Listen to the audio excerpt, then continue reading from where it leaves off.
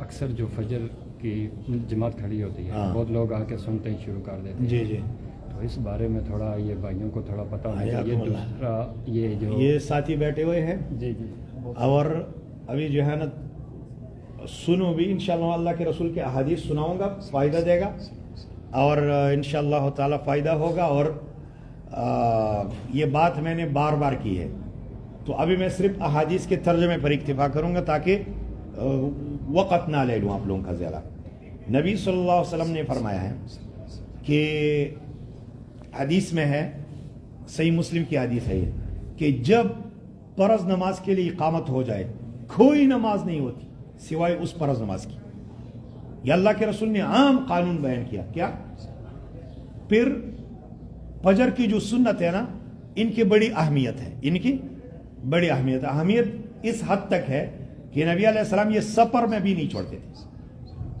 سفر میں بھی نبی علیہ السلام یہ نہیں چھوڑتے تھے. حالانکہ سفر میں ظہر سے پہلے جو 4 رکعتیں ہیں، بعد میں 2 ہے، مغرب کے بعد 2 ہے، عشاء کے بعد 2 ہے، یہ اللہ کے رسول نے نہیں پڑھی. سفر میں یہ نہیں پڑھی. ٹھیک ہے؟ سفر میں ہم کیا کریں؟ ہم تحیت المسجد ادا کریں، نوافل پڑھیں، سواری پر پڑھیں. یہ اللہ کے رسول کی سنت ہے، لیکن وہ دوسری بات ہے تو اس کو چھوڑ دیتا ہوں. تو اللہ کے رسول صلی اللہ علیہ وسلم نے فجر کی یہ 2 رکعتیں نہیں چھوڑی ہے. تو اسی وجہ سے اس کی اہمیت کو لوگوں نے یہ سمجھا کہ جب نبی علیہ السلام نے یہ چھوڑی نہیں ہے اور سورج طلوع فجر کی نماز ہو جانے کے بعد کوئی نماز نہیں ہوتی، تو اسی لیے جو ہے نا وہ اقامت نہیں. کتابوں میں ہے کہ اتحیات پر بھی امام کو پا سکتے ہو نا، پھر بھی نہیں چھوڑو. تو یہ بالکل غلط بات ہے. اس کے لیے ابھی حدیث ہے، سنو اللہ کے رسول صلی اللہ علیہ وسلم کی عملی. یہ تو نبی صلی اللہ علیہ وسلم کا قول ہو گیا نا، فرمان. نبی علیہ الصلوۃ والسلام کی عملی احادیث، یعنی صحابہ کرام کو نبی علیہ السلام نے کیسے روکا. نبی علیہ الصلوۃ والسلام ایک مرتبہ اپنے حجرہ مبارکہ سے نکل آئے اور ایک صحابی کو دیکھا کہ وہ سب میں جو ہے نا وہ نماز سنتیں پڑھ رہا ہے. ابھی اقامت ہو گئی ہے، بس نماز نہیں شروع ہوئی، کیونکہ نبی علیہ السلام تو آ رہے ہیں. اس میں ایک فائدہ یہ بھی ہے، آپ لوگوں کو یہ بات معلوم ہونی چاہیے کہ امام ہمارے ملک میں جب تک مصلی پر نہ آ گیا ہو نا، تب تک مؤذن اقامت نہیں کہتا. ایسی بات ہے. دوسری بات، جب مؤذن کہتے ہیں قد قامت الصلاۃ قد قامت الصلاۃ، مولوی صاحب کہتے ہیں اللہ اکبر. یہ بالکل سنتوں کے خلاف بات ہے. تو اللہ کے رسول صلی اللہ علیہ وسلم اپنی حجرہ مبارکہ سے نکل آئے، سب میں ایک آدمی کو دیکھا کہ وہ سنتیں پڑھ رہے. تو اللہ کے رسول صلی اللہ علیہ وسلم نے کان میں ان کو کچھ کہا. نماز پڑھنے کے بعد پورے صحابہ کرام اس پر جمع ہو گئے، عرض کرنے لگے کہ اللہ کے رسول نے آپ کو کان میں کیا بات کہی تھی. تو انہوں نے کہا مجھے اللہ کے رسول نے فرمایا کہ آپ فرض 4 رکعت ہے، اقامت ہو گئی ہے، کیا پڑھ رہے ہو. یہ صحیح مسلم کی حدیث ہے. اس کے بعد دوسری حدیث ہے کہ اللہ کے رسول صلی اللہ علیہ وسلم اس طرح نکل آئے، ایک آدمی سب میں سنتیں پڑھ رہا ہے. اللہ کے رسول صلی اللہ علیہ وسلم نے اس منکر کا رد اپنے ہاتھ سے کیا. یہ منکر کام ہے. کیا ہے منکر؟ غیر معروف، غیر شرعی، قرآن حدیث کے خلاف عمل ہے. تو نبی صلی اللہ علیہ وسلم نے اس آدمی کے کندھوں کو پکڑ کر سب میں کھڑا کر دیا. یعنی نبی علیہ السلام نے اس کے ذریعے اس کی یہ سب میں لے جانے کے ذریعے اس کی نماز اللہ کے رسول نے توڑ دی کہ توڑو نماز. یہ دوسری حدیث ہو گئی اس بارے میں. تیسری حدیث، نبی علیہ الصلوۃ والسلام نے فجر کی نماز پڑھائی. یہ بھی صحیح مسلم کی حدیث ہے. بلکہ پہلے وہ جو قانونی حدیث ہے اور 3 یہ حدیث ہے، چاروں تقریباً 13-14 احادیث ہے اس میں.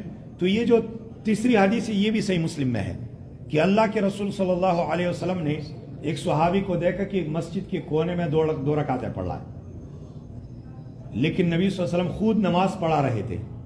جب نبی علیہ السلام نے نماز پڑھائی تو عبداللہ بن سرجس اس حدیث کا راوی ہے، وہ کہتے ہیں کہ اللہ کے رسول نے فرمایا یا فلان بے ای صلاتین اعتدت، کون سی نماز تم نے فرض جانی تھی، تیری نزدیک کون سی نماز فرض تھی؟ اب صلاتک وحدک، وہ جو تم نے کونے میں پڑھی، ام بے صلاتک معنا، یا وہ نماز جو میں نے پڑھائی.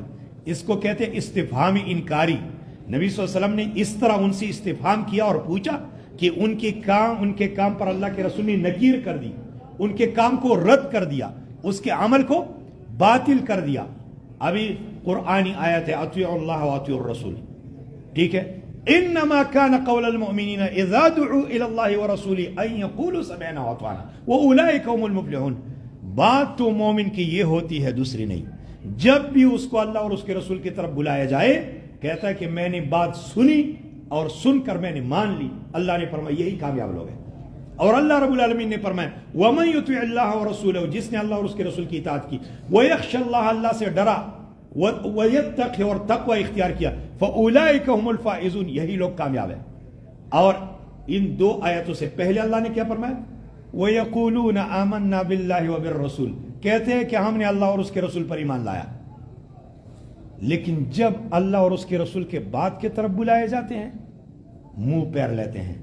اور پھر اللہ رب العالمین نے فرمایا وَإِذَا دُعُوا إِلَى اللَّهِ وَرَسُولِهِ لِيَحْكُمَ بَيْنَهُمْ إِذَا فَرِيقٌ مِّنْهُمْ مُعْرِضُونَ, جب بھی ان کو اللہ اور اس کے رسول کی طرف بلایا جائے کہ فیصلہ ہو جائے ان کے درمیان کتاب اللہ سنت رسول اللہ کتاب مطابق, تو کیا کرتے ہیں, إِذَا فَرِيقٌ مِّنْهُمْ مُعْرِضُونَ, ایک گروہ ان میں سے منہ پھیر دیتا ہے. وہ گروہ یہی ہے جو اس طرح کرتے کہ اللہ کے رسول نے فرمایا نہیں ہوتی نماز, اور یہ کہتے نہیں ہوتی ہے کیوں ہمارے مذہب میں ہے.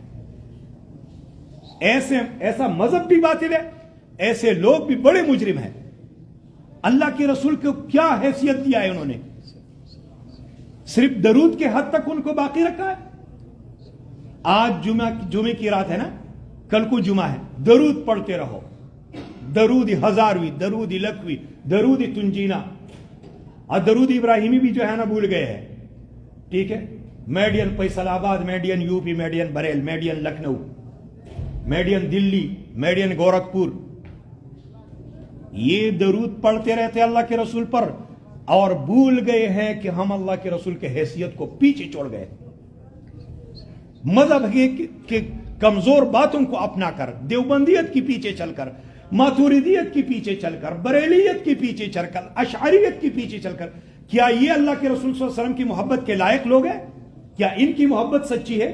محبت تو ان کی سچی ہے جب بھی ان کو اللہ اور اس کے رسول کی طرف بلائے کوئی, وہ کہتے ہیں آمنا وسلمنا, سمعنا واطعنا. اور سمعنا وعصینا یہودیوں کی بات نہیں, اور سمعنا وعصینا اس زمانے میں منافقین کی بات تھی. یعنی اللہ کا رسول ان کے لیے صرف درود کے حد تک ہے. فرمان برداری کے لائن میں احمد رضا خان ہے, فرمان برداری کے لائن میں مولوی قاسم نانوتوی ہے, فرمان برداری کے لائن میں اشرف علی تھانوی ہے, فرمان برداری کی کتاب میں ان کے لیے محمود الحسن شیخ الہند ہے, یہ دیوبند ہے, یہ بریل ہے. انا للہ و انا الیہ راجعون. یقیناً ایسے لوگوں کی محبت جوٹی ہے. لیکن ابھی یہ ہمارے بات کڑوی اس طرح ہے اور سخت اس وجہ سے ہے کہ آپ لوگوں نے, ہم لوگوں نے ابھی قیامت کے منظر کو نہیں دیکھا. قیامت کے منظر کو اللہ نے اس طرح بیان کیا ہے. دیکھو قرآن میں ہے, اللہ رب العالمین نے فرمایا وَيَوْمَ يَعَضُّ الظَّالِمُ عَلَى يَدَيْهِ وَيَقُولُ يَا لَيْتَنِي اتَّخَذْتُ مَعَ الرَّسُولِ سَبِيلًا. قیامت کے دن ظالم انسان اپنے ہاتھ پر چک لگائے گا, کاٹ کر کھا جائے گا اپنے ہاتھ کو اپنے آپ پر غصے کی وجہ سے, اور کہے گا کہ یا لیتنی, ہائے ارمان میں اللہ اور اس کے رسول کا راستہ اپنا لیا ہوتا. یا ویلتا لیتنی لم اتخذ فلانا خلیلا, ہائے ارمان میرے لیے ہلاکت ہے, میں پلانے کو اپنا دوست نہ بنایا ہوتا. یہ ایک جگہ کی آیت میں نے پڑھی ہے نا سورۃ الفرقان کی. سورۃ الاحزاب کے لاسٹ میں بھی یہی بات ہے. اور درود کے بارے میں جیسے میں نے بات کی ہے نا کہ درود تک اللہ کے رسول کو ہم نے محدود کیا ہے. بس یہ سورۃ الاحزاب پڑھو, شروع میں بھی اتباع کی بات ہے, لاسٹ میں بھی اتباع کی بات ہے, اطاعت کی بات ہے. اور اگر وہاں پر درود کی بات ہے تو منافقین کے رد میں ہے کہ اے مومنو تم تو اللہ کے رسول پر درود پڑھو. تو جن کی حالت منافقین کی ہو ان کے درود کا کیا فائدہ؟ اندھی تقلید میں ڈوب کر, کتاب و سنت کو چھوڑ کر اللہ کے رسول پر درود پڑھے. اللہ نہیں جانتا, اللہ جانتا ہے. ایک مومن بندے کے درود اللہم صلی وسلم علی نبینا محمد وعلی آلہ واصحابہ وبارک وسلم, یہ ایک مرتبہ پڑھی اس کے لیے فائدہ ہے. اور ایسے لوگ جنہوں نے اللہ کے رسول کی اتباع کو نہیں اپنایا, تقلید کو اپنایا, تقلید کو واجب کہہ دیا تو اتباع کو کیا کہتے ہو, ایسے لوگوں کے درود کی کوئی حیثیت نہیں ہے. جزاکم اللہ خیرا. اور جو بات میں آپ نے پوچھی ہے نا وہ یہی ہے کہ اللہ کے رسول نے منع کیا ہے اس بارے میں وہ دلیل کیا لاتے ہیں انشاءاللہ تعالی کسی موقع پر میں بیان کروں گا. صلی اللہ وسلم وبارک علی نبینا محمد وعلی آلہ وصحبہ.